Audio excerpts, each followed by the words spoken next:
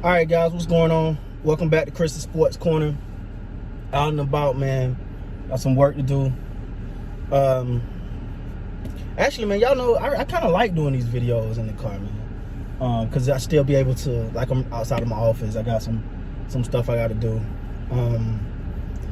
But I kind of like doing videos outside. You know, I can still. I love the challenge, right? I love to be able to go to work or get something done at work, hop back in the car, make a video, do what I need to do for my channel, and get back to work, man. Because one of the things, if you ever read Robert Kiyosaki's book, it said, mind your own business. That means pay attention to while you're working for someone else, pay attention to your own stuff as well, man.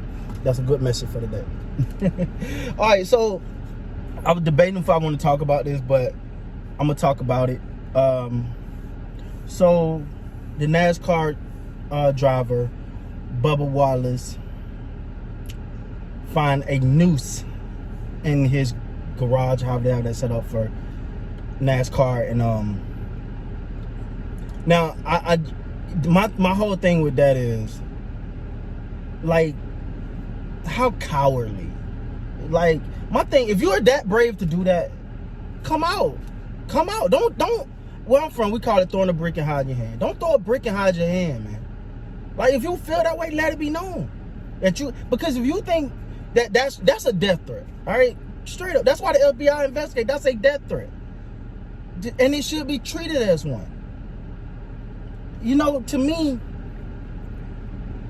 I think a lot of time with things like this, you know, sometimes, well, not like this, but you look at certain situations, conversations could be had. You know, there's some people that say Drew Brees' situation is they done. I got nothing to say to him, whatever. But then there's other that say, hey, man, he was just totally misinformed, because it's hard to put yourself into someone else's body or someone else's real environment. Like, you can watch from outside or whatever, but, you know, you don't really know. I'll give you an example.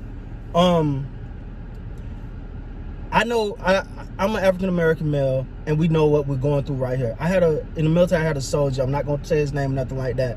But he was from overseas, you know, heavy Muslim area, but he was a citizen in the military. Did everything right. But this soldier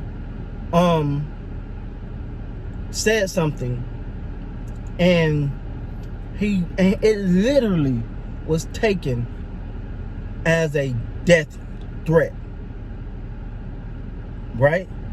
And if that was something I would have said, or for lack of better terms, a white person would have said, it would have been looked at different. But because of his nationality and what he said, it was taken as a literally death threat. I say all that to say that I get it, right? I get it. Like, just like the average white person can't say, I know exactly how you guys feel, as you don't. But then we can't say, I know exactly how you feel as a white person. We don't. But what we all can agree on, and I want to say that what we all can agree on, is right and wrong. See, to me, it's not a white and black issue. I'm going to continue to beat that on. It's right and wrong. That's it. Right and wrong. That's it. You see what I'm saying? So, going back to the Bubba Wallace thing, man, it's like, what is your point of doing that? Like, you just pretty much,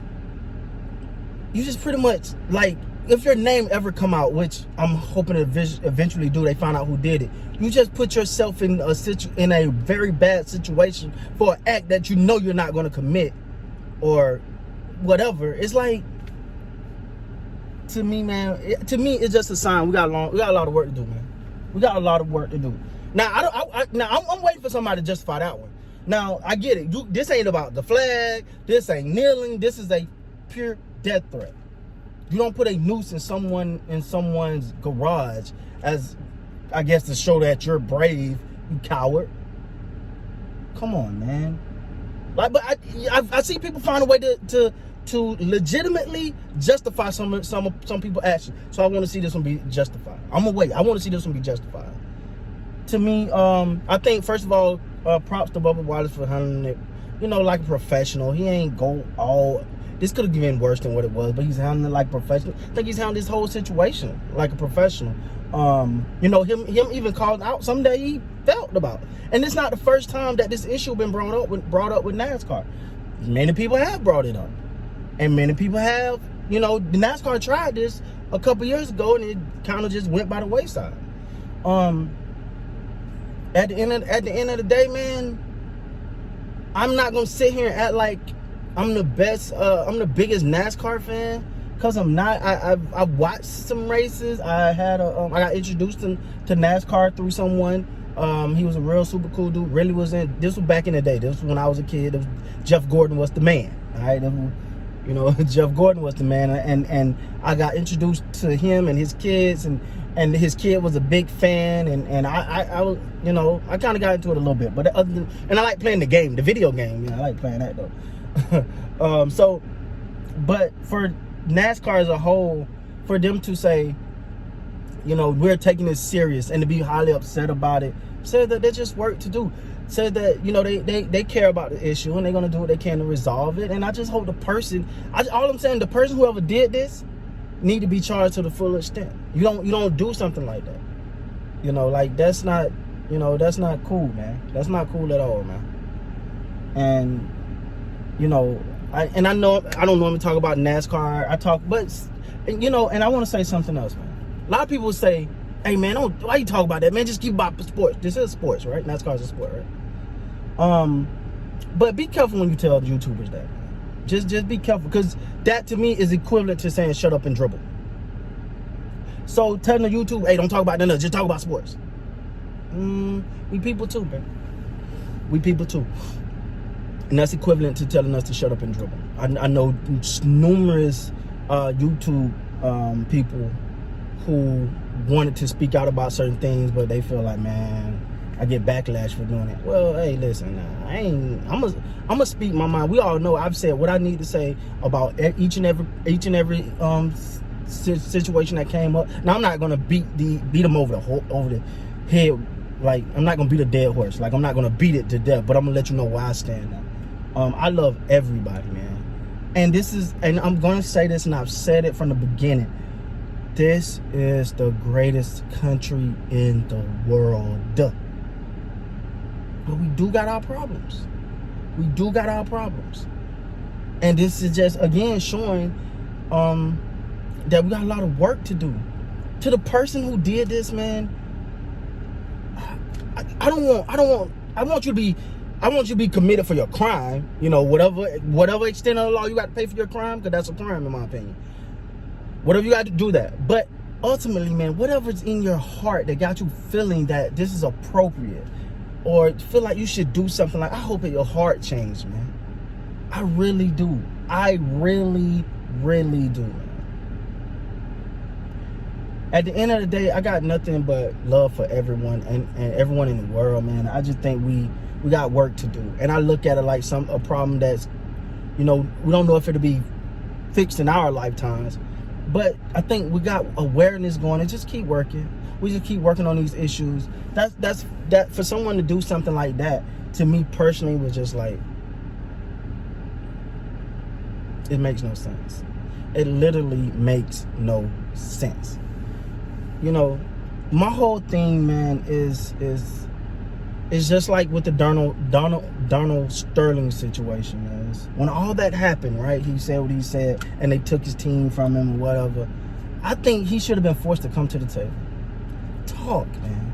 Because a lot of times, some people are like, I don't want to say nothing. But me, I'm like, yo, I've had conversations, and I'm gonna end this at this, man. I've had conversation with people who's on the totally other opposite end of this spectrum. I had my opinion, he had his opinion. He was like, yeah, I understand Black Lives Matter, but all lives matter, and whoa, right? And I'm saying, I understand that, but all lives can't matter, Black lives ain't matter, and there's been evidence showing that Black lives don't matter because of what's happening.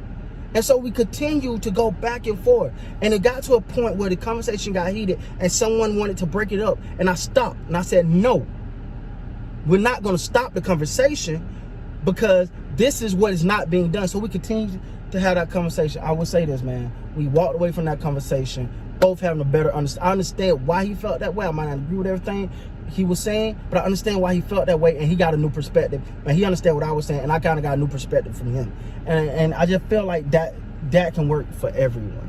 Not everyone, let me take that back. Some people, you ain't fixing them, but for a lot of people, just got to have a conversation. Just have these conversations. I felt like if Donald Sterling was to had the opportunity to come to the table, have a conversation, like, do you understand what you're saying and how that looks? You know, so maybe it'll work, maybe it wouldn't. But I think conversation can fix it all, man. With that being said, man, I just want to give my 2 cents on that. You know what I'm saying? I'm not expecting it. You know, leave your comments below. But man, I love everybody, man. And yeah, the 1 or 2 bad apples, you can't let them spoil the bunch, man. We got to keep working. We just keep working as a country, and we're gonna get better, man. We're gonna get through this.